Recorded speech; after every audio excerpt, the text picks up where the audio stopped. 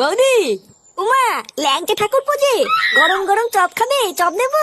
আরে তা তো খাবোই, কিন্তু তার আগে শোনো আমি কি বলছি। এই যে বৌদি, এটা আমার বন্ধু ফুটো।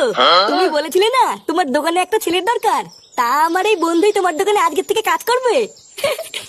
এ মা ঠাকুরপো, ওর তো ছোট। আমি তোমাকে বলেছিলাম না একটু বড় দেখে নিয়ে আসবে, এর তো ছোট হয়ে গেল।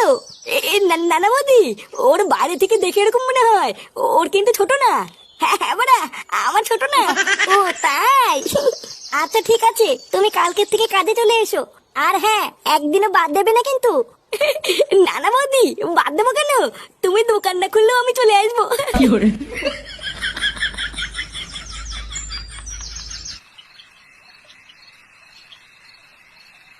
কি বলছিস? সত্যি সত্যি তুই চপের দোকানে কাজটা পেয়ে গেছিস?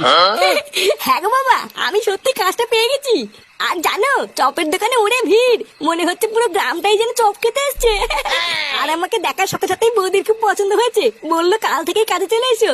দেখেছো তো গিন্নি, আমি বলেছিলাম না আমার ফুটো ঠিক একদিন কিছু একটা করবে। বাল কইবে? বালা ওই দোকানটা এক মতে ভালো না, শুধু লোকে পোঙা মেলে খায়। এইসব তুমি কি বলছো দাদু ভাই? জানো দাদু, আমি কালকে ওই দোকানটায় চপ খেতে গেছিলাম। আমি শুধু একটা 5 টাকার চপ খেয়েছি, আর আমাকে বলে কিনা 20 টাকা দে। লেওলা মাগিটা ভেবেছি আমি মূর্খ।